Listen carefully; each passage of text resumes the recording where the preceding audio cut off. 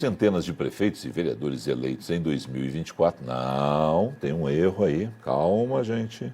A partir de 1º de janeiro, centenas de prefeitos. A partir de 1º de fevereiro, milhares de vereadores, as datas não coincidem, tomam posse. Muitos seguem para segundo mandato. Outros ainda estão em fase de transição, de planejamento. Um dos defensores da gestão focada e bem estruturada para que haja resultado e retorno ao cidadão é o ministro do Tribunal de Contas da União, Augusto Nardes. Em conversa com Caian Messina, ele falou da importância da governança. Exatamente ao lado do ministro Augusto Nardes, do Tribunal de Contas da União, para falar de algo importantíssimo para o Brasil, que, aliás, é pouco discutido, né, ministro? A questão da governança.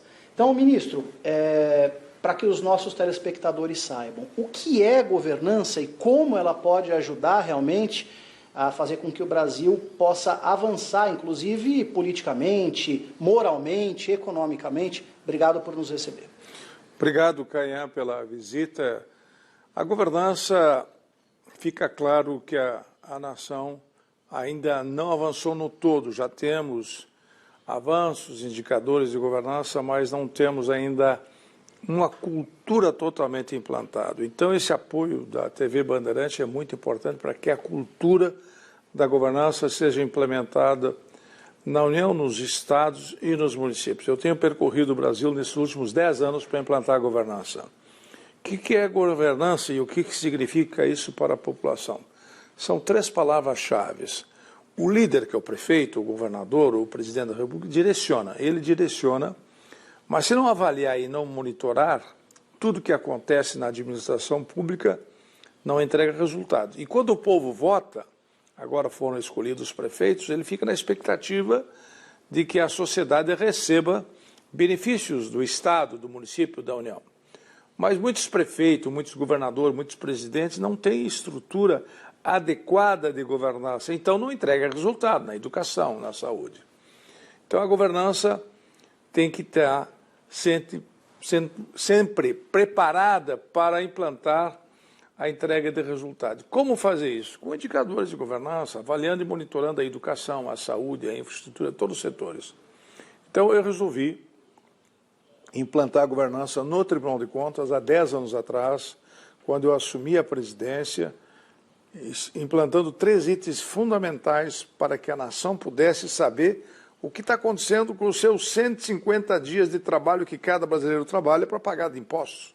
No mínimo, o Caian, que está sentado aqui no meu lado, ele paga 150, já vem descontado a Previdência, já vem tudo, vai tudo para o governo. E muitas vezes as pessoas precisam do dinheiro, não está lá. Já aconteceu em alguns governos atrás, os fundos de Previdência não estavam com dinheiro em caixa. Foi chamado de pedaladas, ou seja, usaram o dinheiro dos fundos para pagar contas que não podiam pagar. Inclusive deu um processo de impeachment de uma presidente, porque aquele dinheiro está reservado para o trabalhador quando ele se aposentar. Então nós temos que cuidar disso, das contas da República, mas as contas da República, para poder funcionar e que todo mundo paga, tem que ter entrega do resultado na educação, na saúde, em todos os setores. Então, eu resolvi implantar indicadores de governança, que é um tema muito importante. Então, governança, indicadores de governança, avaliar e monitorar o tempo todo, auditorias coordenadas, que o Brasil também não tinha, nós implantamos. O que é auditorias coordenadas? A gente monta uma metodologia no Estado, no município, na União, e todos fazem a mesma coisa para entregar resultado para a sociedade. Mas o país não conhecia isto. Então eu lancei o primeiro livro, Governança, o Desafio do Brasil.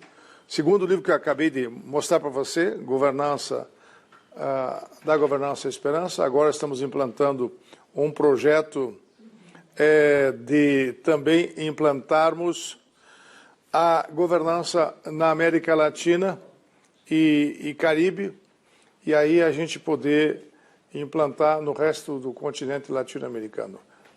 Vamos lançar no México um livro, já lançamos agora no Panamá um livro em espanhol, de La Governança, La Esperança. Então não é um trabalho só no Brasil que nós estamos fazendo um trabalho em todo o continente latino-americano, E eu fico muito feliz que está dando certo. E aos poucos o Brasil começa a ter uma cultura de governança. E a Rede Governança Brasil, ela veio nesse sentido? Sim, a Rede Governança Brasil eu fundei há 5 anos atrás. São voluntários que nos ajudam, pessoas com mestrado, com doutorado. A gente dá cursos, dá mentorias para prefeitos, para governadores e para o governo federal para implantar a governança. O Tribunal de Contas da União tem uma estrutura, mas quem faz esse trabalho são voluntários na nação brasileira para que a cultura se espalhe para toda a nação. São 5.700 municípios. Nós já conseguimos implantar em mais de 400 municípios, mas ainda tem muita gente que não tem noção. Começa a administração agora como prefeito, o ano que vem, mas não tem um planejamento estratégico. Para onde vai o município A? Para onde vai o município B? Não tem transversalidade com a União faz uma coisa, o município faz outra coisa. Aí não há uma organização, não tem sincronização. Como sincronizar isso se não tem regras de governança? Por isso que tem as leis que nós normatizamos para todo o Brasil, como a lei das licitações, né? A nova lei 14.133, que nós já estabelecemos que tem que ter governança para fazer compras. Por que o cidadão pode ser atingido por isso? Porque agora nós estamos sabendo que está faltando vacinas. Mas também, há pouco tempo atrás, saiu uma notícia que as vacinas estavam vencidas. São milhões ou bilhões de reais que estão jogados na sarjeta, jogados no lixo, porque não houve um planejamento, não houve uma governança para aplicar a vacina no momento certo e a estrutura do Estado não avalia, não monitora tudo isso. Então, regras de governança temos que ter. E quais são as regras de governança? Integridade, ou seja, ter uma administração bem organizada. Além disso, também avaliar e monitorar, ter também avaliação de risco. As enchentes, aconteceu agora em São Paulo, o apagão lá em São Paulo, a enchente do Rio Grande do Sul, não tinha avaliação de risco. Então, 4 milhões praticamente lá de pessoas em São Paulo ficaram sem luz 5, 6 dias, porque não teve prevenção da Enel. Eu sou relator desse processo. Então, eu estou agora fazendo reuniões em São Paulo nos próximos dias para ouvir os envolvidos em todas essas questões. E assim funciona o país.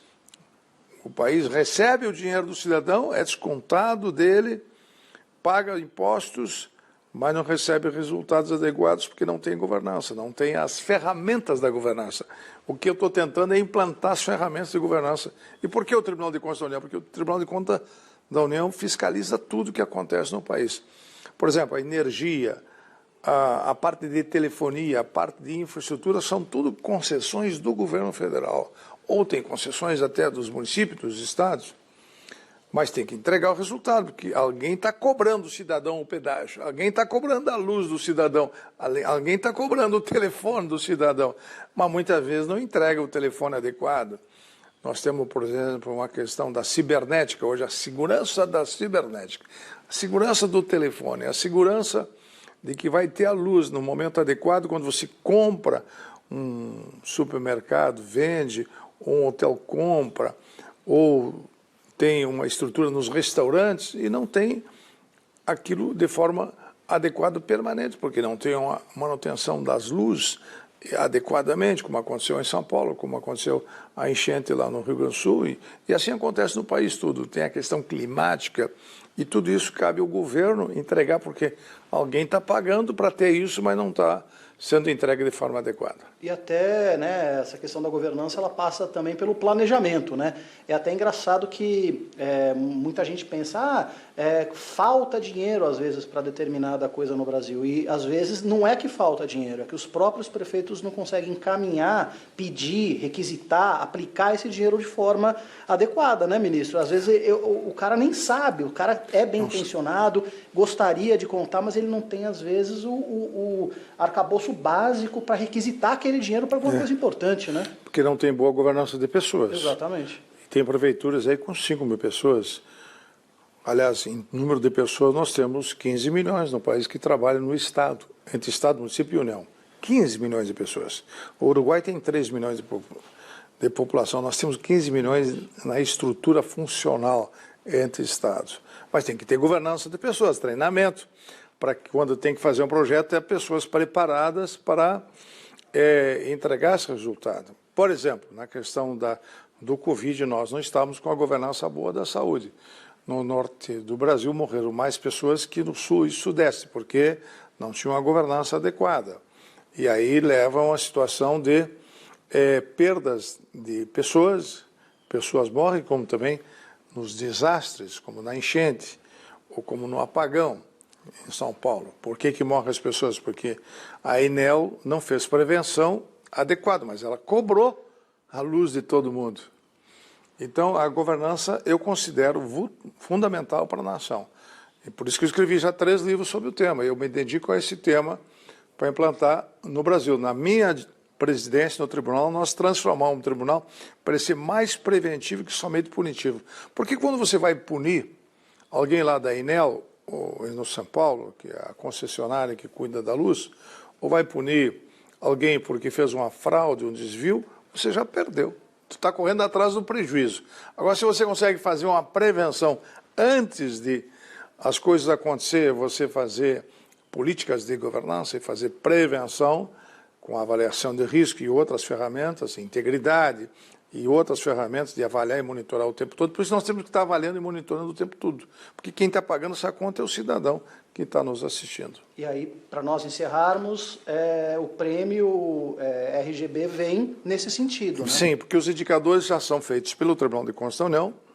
Aí há uma rede de grupo de voluntários, 600 voluntários que eu fundei, que fazem esse levantamento de quais são os melhores ministérios, os melhores estatais, quais são os estados e municípios que estão mais bem localizados, os prefeitos que estão mais bem localizados. Daqui a um tempo, com esses novos prefeitos, todos poderão ser avaliados para ver se tem governança, se eles estão cumprindo com o seu dever.